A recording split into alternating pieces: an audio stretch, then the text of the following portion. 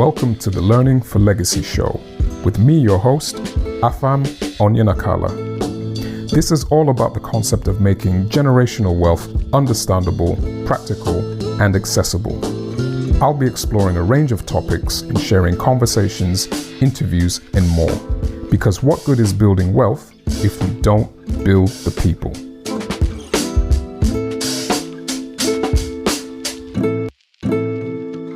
Welcome everyone to another edition of Learning for Legacy. Today's topic is about looking at some effective ways to both manage and master our money as a key component towards building generational wealth. One of the best summaries I've come across is by a previous guest to the show, the disruptive entrepreneur himself, Rob Moore. Because he's a multi-millionaire, I think we can comfortably say that his suggestions here carry some credibility. Now, he lists 11 ways to manage and master our money, but what I will do is expand on each of those points for today's episode. Point number 1, extreme emotions, both good and bad, can erode wealth, so manage money logically. Now, there's definitely a lot of sense in that statement because more often than not, our state of mind at the time pretty much directs our decisions. Someone once said that when the emotion is high, the intelligence is low. We see that many times where people get revved up as consumers only to get home and realize, why did I just buy that thing? This is where I believe that responsible salespeople actually help people take ownership of their buying decisions instead of others that try and pull a fast one on you. So in the same way, we can take ownership of our money management logically when we keep extreme emotions in check. Point number 2, get out of debt first. Now, that can be very easy to say for some people, but sometimes harder to do. This one is a journey about playing the long game to get rid of consumer debt. In my view, the habit of buying liabilities leads to debt because it results in the loss of money. Liabilities can include a range of things that depreciate with time, or is money you owe, or even buying things that cost more than it's worth. Unnecessary consumer debt can also adverse other things like your credit rating. Point number 3, never spend more than you earn. This creates a runaway cycle of debt that becomes harder to claw back. A really good way to start reversing this is by drawing up your next month's domestic budget early. I'd also recommend tracking and recording everything that you spend money on for a week and then to do that for a month. You'll find here that the numbers won't lie and it will reveal your financial habits.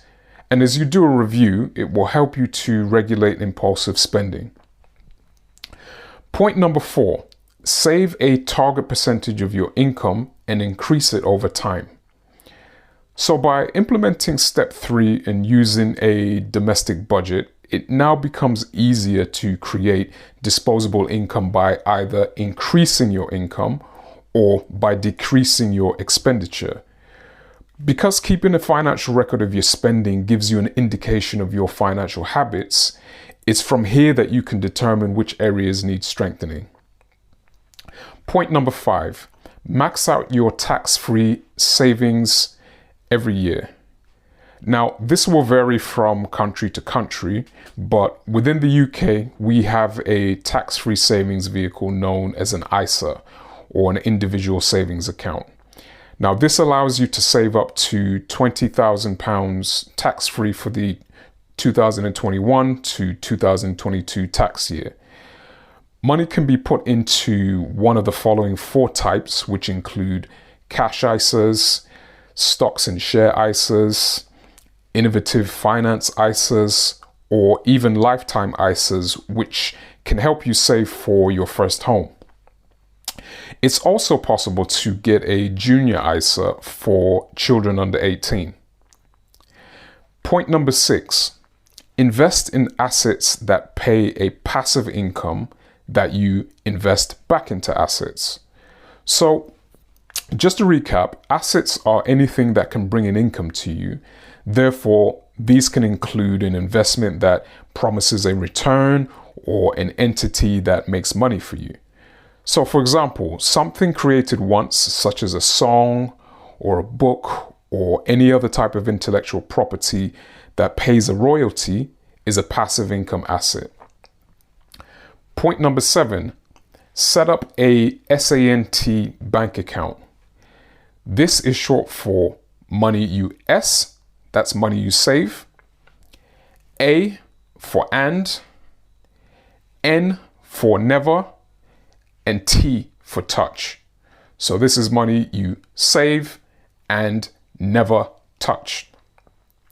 This is effectively a future fund to compound with interest and grow. For example, a good way to help your children build wealth for the future is by saving for them when they are young. So once they become young adults and you are confident that they've reached a responsible level of financial literacy, they will now have money to do something like buy a home or buy assets or even start a business. Point number 8, follow the 6 levels of saving money. And these are simply get out of debt, save, invest, speculate, diversify, and insure. Point number 9, prepare lunch before work.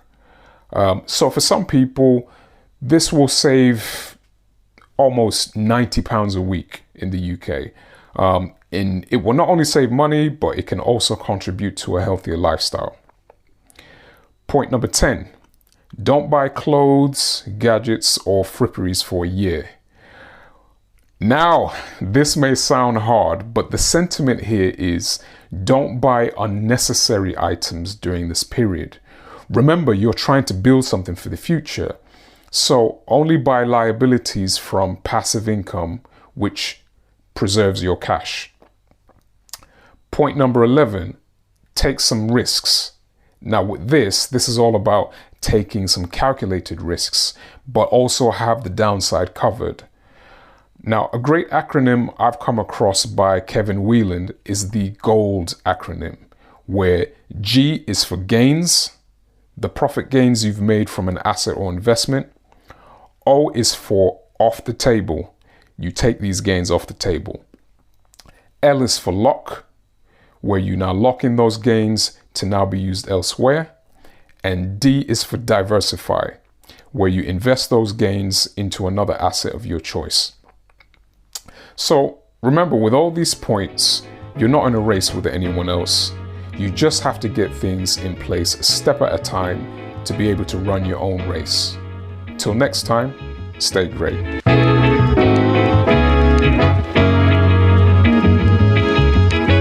Thanks for listening to Learning for Legacy. To join our community or find out about what else we get up to, you can follow us on Twitter at Legacy Learning or on our website at www.legacylearning.co.uk. To access additional content or exclusives from this particular episode, please find the information within the show notes.